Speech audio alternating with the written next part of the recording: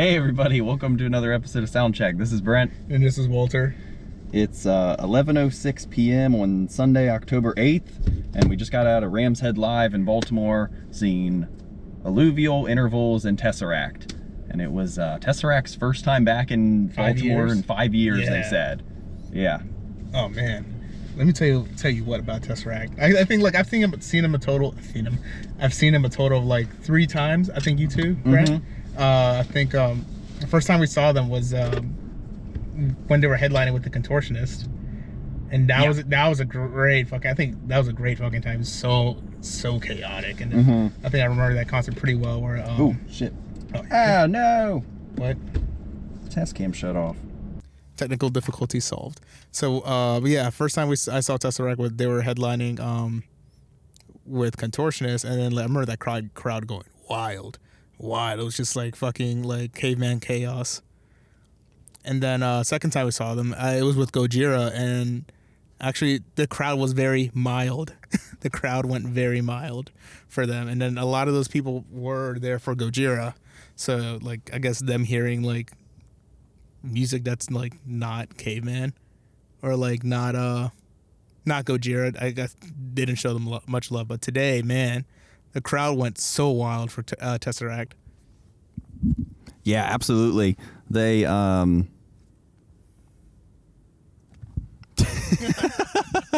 my brain shut off. Yeah, they sounded great. I was super excited to see them. Yeah, for the Gojira show, they opened for Gojira. The crowd wasn't that into them. We saw them at Soundstage with Contortionist, and that was a fantastic show. And then this one, you know, it's been 5 years since they were in Baltimore. And last time we saw them at Soundstage, I've always been into them, but I've been kind of more spotty with the material I liked. Like it was mostly, what's that first album? One or None? I'm sure it's One. Yeah. Okay. Yeah. One and Polaris are usually like the two that were my favorites. They did a lot of newer material tonight, as to be expected. They played King today, right? Yes. They played King. Yeah, the stuff from Sonder, which it was a really awesome album. And what else? They played Altered State. That's the album. They did play stuff off of One, which was a crowd favorite, like Concealing the Fate. I think like 2 and 3. Yeah. Yes. I think they did 1 through 3. They ended on it. Yeah. Yeah, I think that was top notch, like badassery. I will say today's like sound was super bassy. Like normally I have my earplugs in, so maybe that has something to attribute to it. But like towards the last set, the last 2 songs, I had to raw dog it, and I was like, there's so much detail that I was missing. It's not that it was bassy. Is that my earplugs were making everything bassy, and it sucked, and it was really hard for me to get into it. Yeah, I noticed the same thing. It was like especially bass heavy, more so than even some other nights, like where it was kind of like muddying and drowning out some other stuff, like when Alluvial was opening, like I couldn't always hear Wes. Yeah, I probably should have pulled my earplugs in. I kept them in the whole time. They kind of got ripped out a couple times in the Tesseract pit. You were in the pit. Yeah, I was in the pit most of the time for Tesseract. It wasn't the craziest. It wasn't the most violent one I've been in, but you had a good bit of crowd surfers. There was one like super drunk guy in there. He was just like plastered out of his mind. There was one point he like was completely on the ground, and the whole crowd had to like help to lift him up, and he just like gave no effort whatsoever to help us. He was just like a limp dead body. And one of my shoestrings broke. My shoe. Looking from the outside, because like right now I'm kind of like healing from like an elbow injury from skateboarding. I really wanted to go in, but I couldn't, because I was like, let me heal my elbow first before I start throwing bows. But like seeing that drunk guy, like he looks like he just came back from like a baseball game. He was like all baseball drunk, broed out. Yeah. And during like the slow sections, like the like more spacey, airy sections. Like he was still trying to throw bows. I'm just like, bro, like read the fucking music. Like don't fucking like try to like ruin the moment for everybody. He just kept going and going, and I was getting annoyed looking at it. I was like, motherfucker, like do you not get any social cues? And this isn't even like the moshing part of the song. Like let it fucking chill. He was in his own world.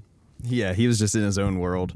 I was super happy to hear Dystopia. I think that's probably my favorite of theirs. And then they ended their encores Concealing the Fate, which for a hot second I was kind of worried they weren't going to play for whatever reason.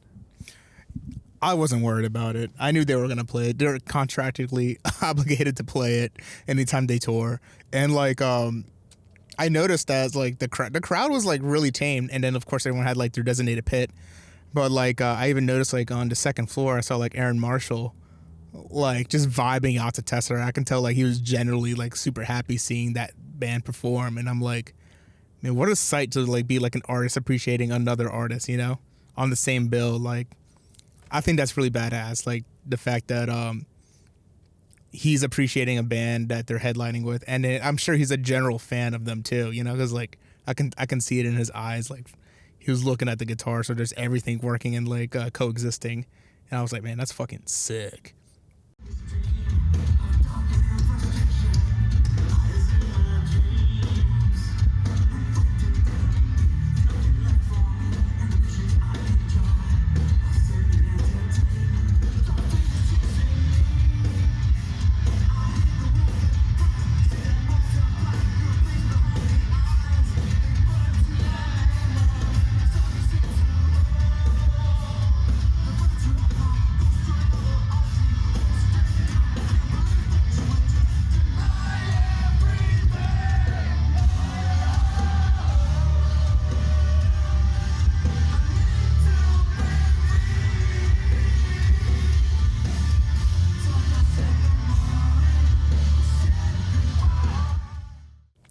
The first two bands were fucking awesome. Intervals co-headlining, and then Alluvial opening. And I really liked Alluvial. They played some new material too. I thought it was really awesome.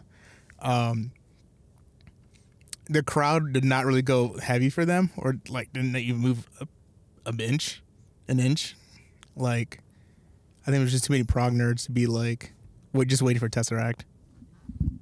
Yeah, it's unfortunate. It's just one of those weird mismatches that happen sometimes where it's like the musicians themselves don't really care, you know, they're just like friends with one another, they dig each other's stuff, but yeah, the fans can be a little more like binary or segmented with like what they're into. And so yeah, it was, you know, this was the night for prog heads, and so they weren't super warm and receptive to Alluvial, but I've liked their stuff. I think we talked about Love and Sarcoma.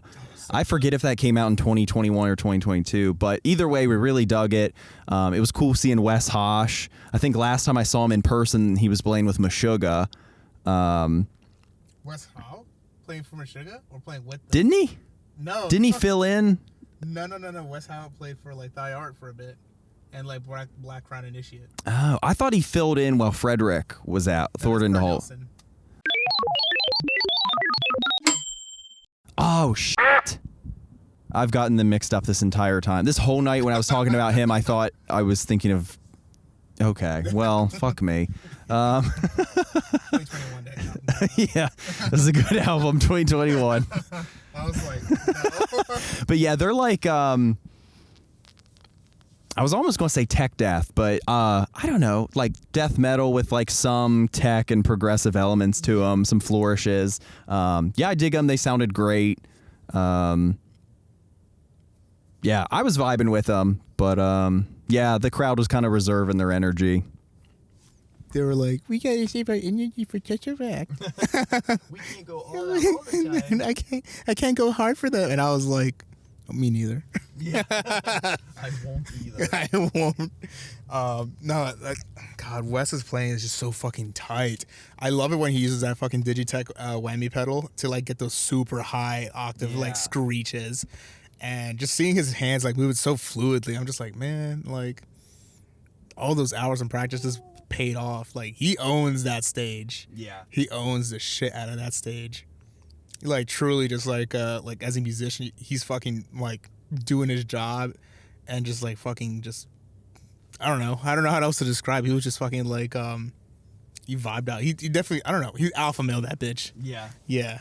No, all the musicians in Alluvial is like top notch. Like you can't really go wrong with him. And then intervals.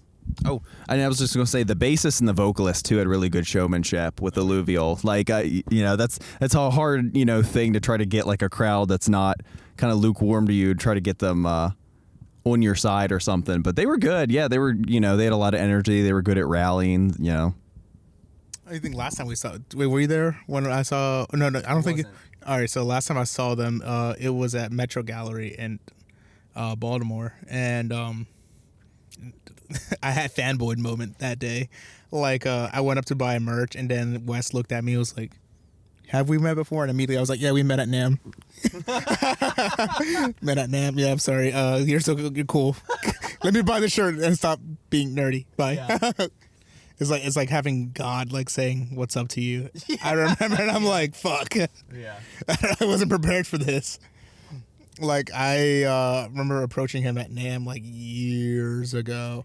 I just saw him out of the blue, and I just like approached him. I was like, hey, like, big fan of yours. Is it cool if I get a photo? Blah blah. And I was also like, I think it was new to going to NAMM as well, and I had a blast.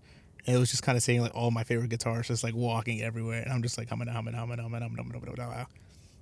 then the fact that he was like, have we met? I was just like, yes, we've met. I've been trying not to fucking fanboy, but I've been cherishing it. Yeah. Yeah.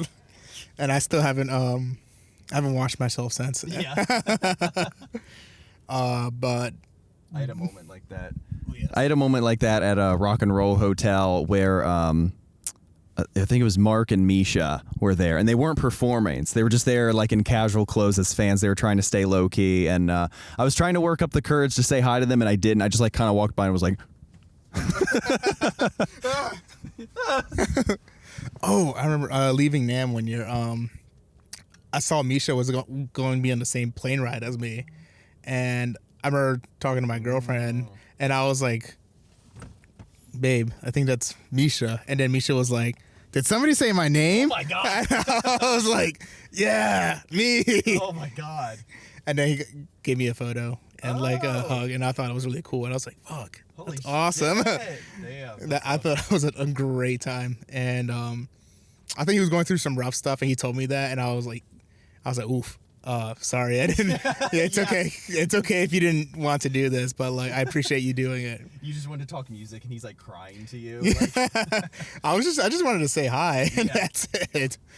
And then I don't know. It's really cool when you like when the people you do look up to like are able to like give you that energy that you were looking for and not be fucking douchebag. Yeah.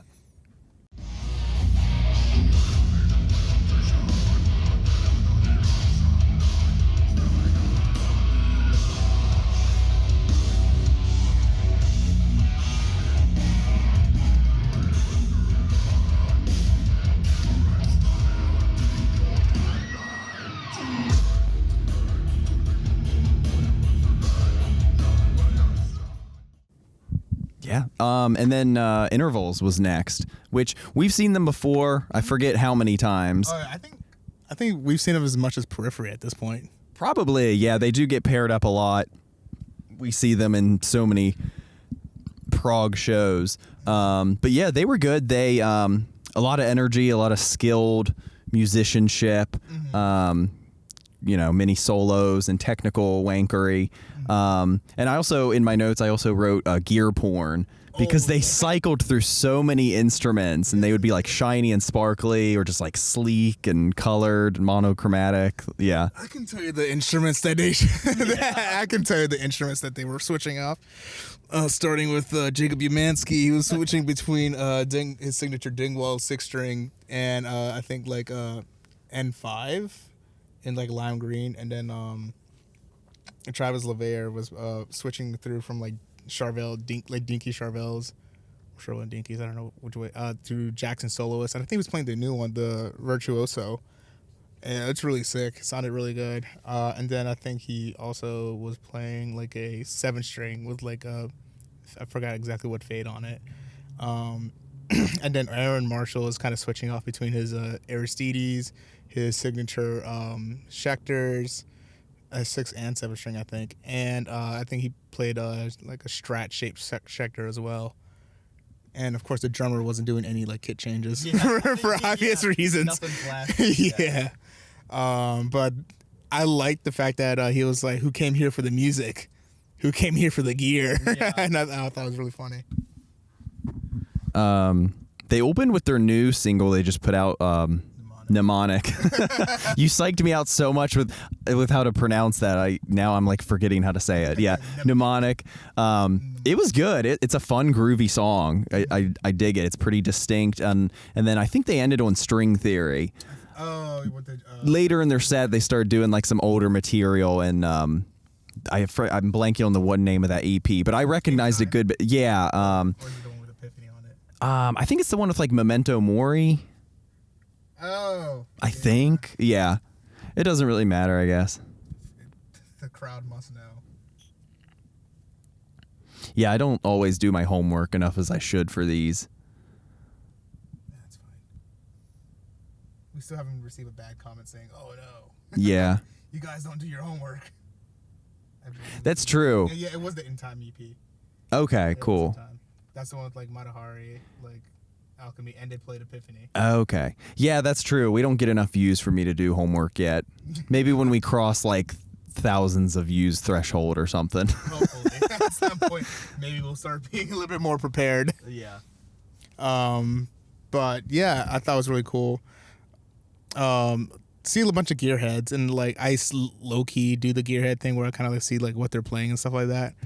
Not that it like I get hungry over. I just like knowing like what they're playing. I think it's kind of sexy too. Like he's playing like his Aristides. Like I think that was my favorite guitar. Like visually looking at it, such a sexy instrument.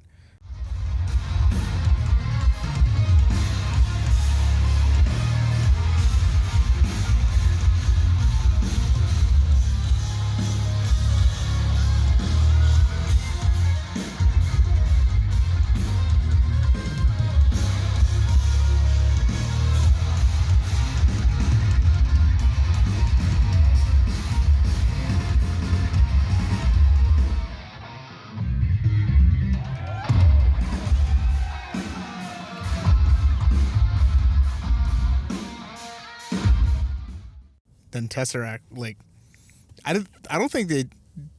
Oh, actually, no. The one guy, the super tall motherfucker.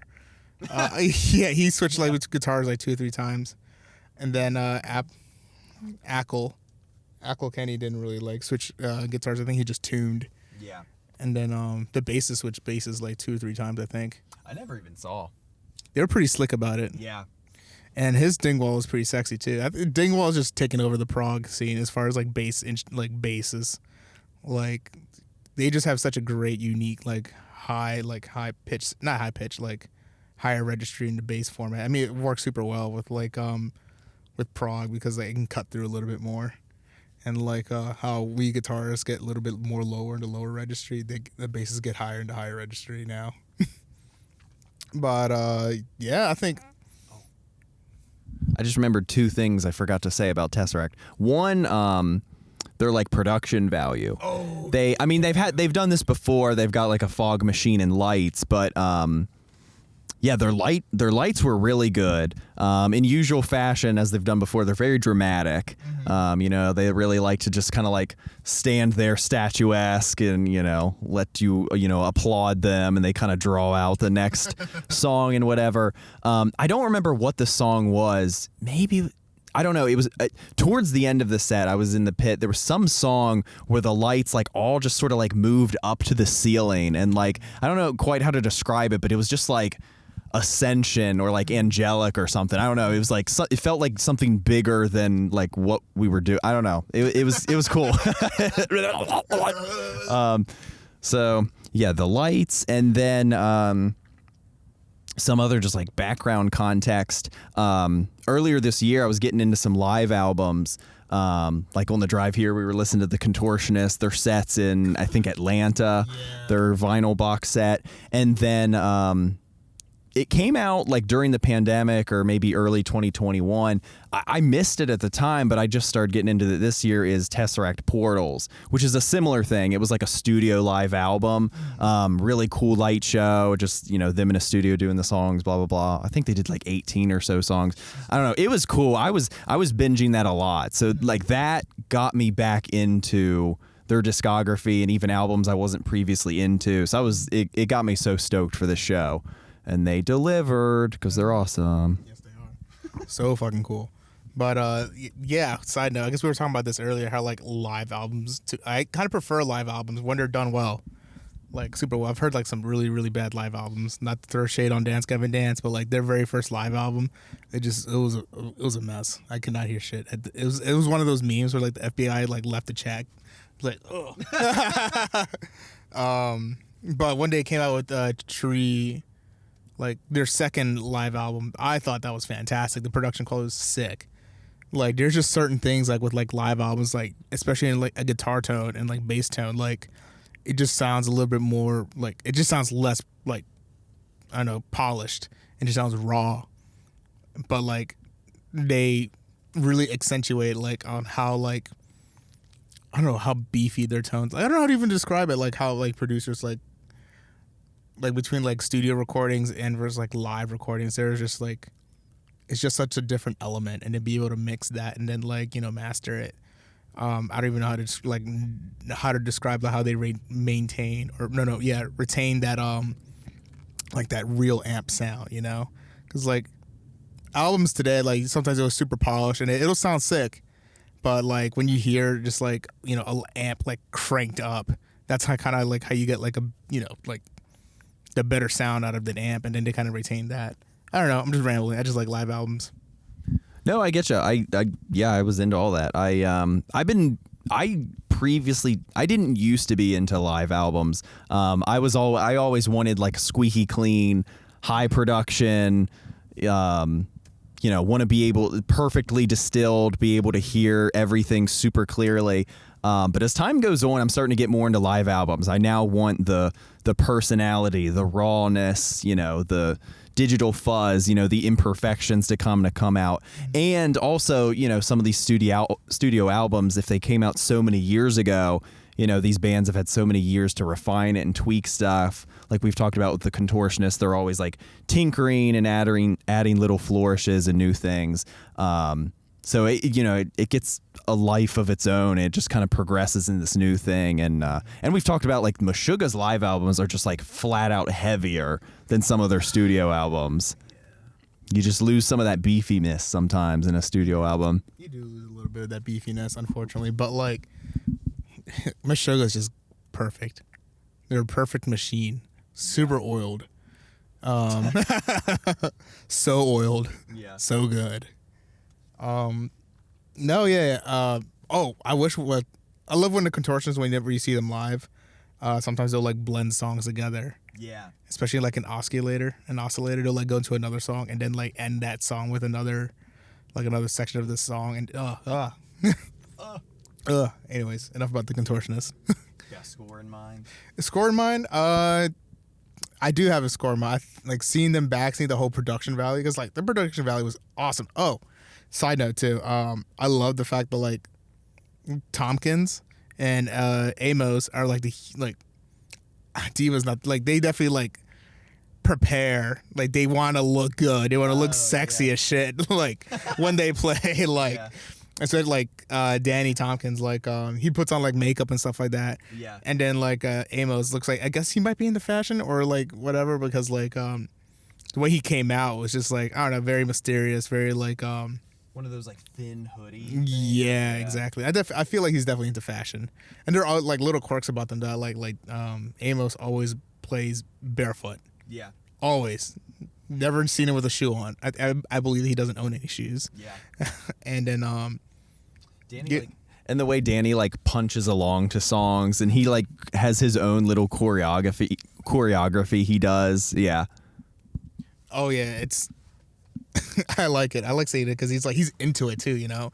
He's like punching the sound. Like he knows exactly when the changes are gonna happen, or like when certain things are gonna hit, and he just the fact that he like plays along with it and kind of like enjoys like the whole crowd. I'm sure he like enjoys like just interacting with the crowd. Oh, and I also really like the fact that he came down to interact with the crowd too. So I really fucked with that a lot because it's like he wants to be like with the fans.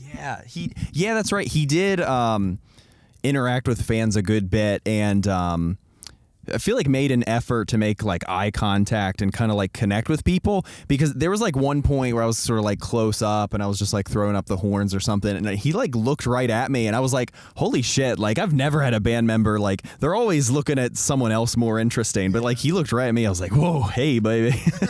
Hey buddy. Don't tempt me with the good stuff. Yeah. Or yeah, sometimes he'll do like a high kick like perfectly timed with a breakdown or something. And fuck, what I think Akko looked at me and I went like this, and I think he also went like that, but he also could have also just been whipping his hair back and forth, but I'll take it. Fun thing that also happened, intervals threw out a pick, and I didn't catch it, unfortunately. I almost hit somebody by accident, like catching the pick. I was like really close. I had to like do that fucking like eagle eye shit, but eventually there's the pick that fell down on the ground, and I like stopped it with my foot.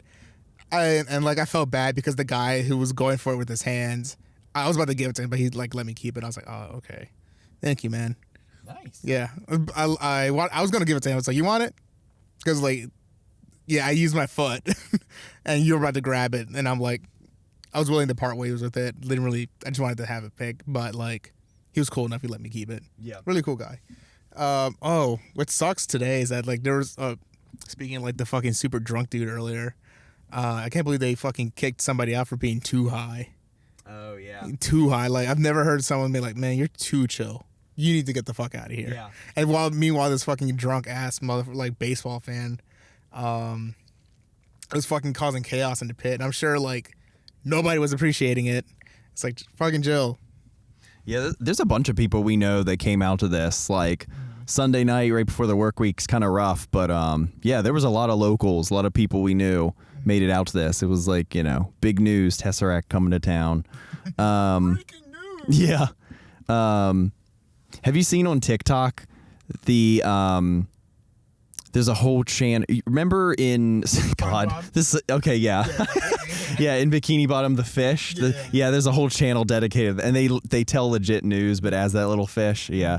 Which I think if they were to actually promote that as like an actual thing, like for CNN or like whatever news network or wherever you actually get your news from, like I think that would skyrocket. Like people probably would be paying attention because there's something about like that talking fish voice. Oh yeah.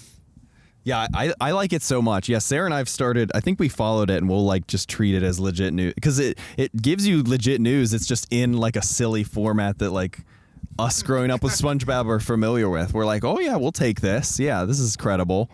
The fact it actually tells you real news as the fish, like I'm more inclined to watch that than like to like put on like Fox. I mean, like nobody should watch Fox in general. No one should watch that. I don't even know which news source is even real anymore at this point. Yeah.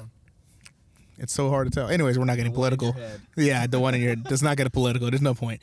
But as far as like a score in mind for this show, I definitely give this like a solid like 8.9. Yeah. Like solid 8.9. The fucking everything was just fucking fantastic. The sound was great.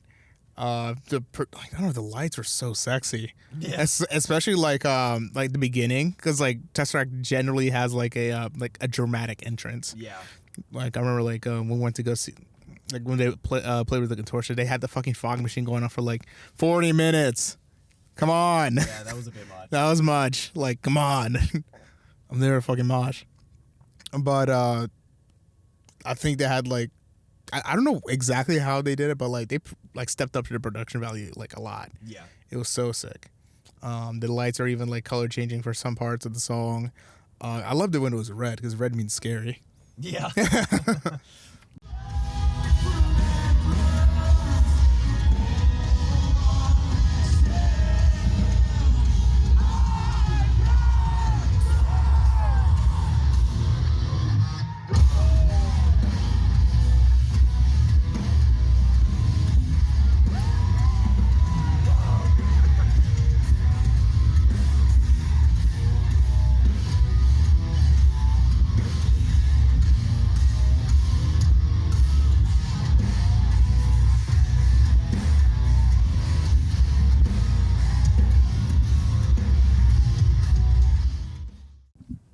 I don't have much thought behind this. I'm just going to go with my gut and say an 8 for a score.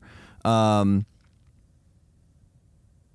because I don't want to score it higher. It was very fun. I just want to leave wiggle room. Like, I know there are some other shows where I've had like more fun, or like, I don't know, could have been even better. Like if it's like a more stacked lineup or something. I don't know. 8 just feels right for me. Yeah. I was mostly there for Tesseract. I still enjoyed Alluvial in intervals. But yeah, it was nice to scratch that itch and see Tesseract again. I'd definitely see them again. Hopefully they'll be able to come back more regularly again. Maybe at least like once a year or something. Like usually when they come by, it's usually a pretty big deal. Yeah. Like they're like one of the few bands across the pond that like, you know, like Americans received really well. And I'm sure they do well over there as well, you know? Like across the pond, you got like Monuments and you got Tesseract, you know? Like y'all have the luxury of like seeing those bands that are pretty monumental, like in the genre. Like I think Tesseract set the bar as far as like, you know, like playing like rhythm, like really well, as like the forefront, like bass and drums being like the forefront of like the sound of their music and just being super in time with everything. You can tell like that is thinking man music. Yeah. Oh yeah, I meant to say this earlier when you were talking about the musician watching upstairs and appreciating. Yeah, it's wild to think too. Like I still think of so many of these bands as being like relatively young, but it is wild thinking like, you know, these bands, they started like in the 90s or early 2000s or something. It's like we're getting to be like decades of them doing this, like being in the game and influencing people and putting out albums. Jesus fuck. Yeah, it's wild. Jesus fuck. Yeah, okay, yeah. Make sure that picked up. Yeah. I just want to make sure. Yeah. I don't know if I have much else. I don't really have much else, but like now that you put it in that perspective, like listen to Tesseract for 10 plus years.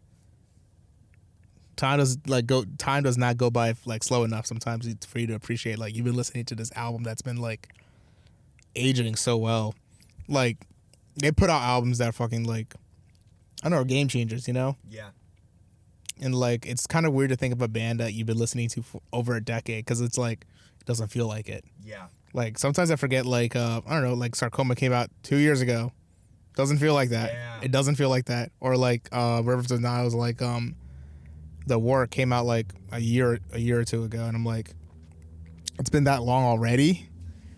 Or I don't know, what's one band that you were like listening for a long time? So a recent example for me is Every Time I Die, their album Low Teens. I think like just a month or so ago had a 5-year anniversary, and like that truly was like a slap to the face. I'm like, I swear that just came out. Like it's getting to be baffling to me, the anniversaries of albums being like 10 years, 5 years, 3 years. I'm like, that just came out yesterday. Like there's no way time's moving that fast.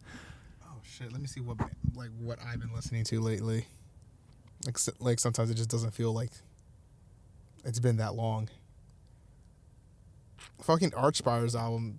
Yeah, Bleed the Future came out 2 years ago. Doesn't feel like that. Damn. Oh, but you know what I did fucking recollect on was Reflections, the Fantasy Effect. Like they remastered it like a year ago. Oh. But like that's also an album that came out. That's pretty like monumental. And then what else? What other albums has been fucking aging really well? The Way of Flesh. The Way of Flesh, dude, it's almost like, oh yeah, literally like it's 5 years away from being a decade old and like still fucking being one of the hardest albums out there. But that's all I got to say. 8.9 for me is for Tesseract. 8 for me. Super fun time. Sunday night. Can't wait to start the work week. Me neither. Yeah, I think it was a solid crowd for a Sunday night too. Like I wasn't expecting like a good amount of energy. But yeah, that's all I really got to say about this show. It was fucking awesome. Thank you for tuning in. Do you have anything else to say? This is Walter. This is Brent signing off. Peace. Thanks for watching. Ya. Bye-bye.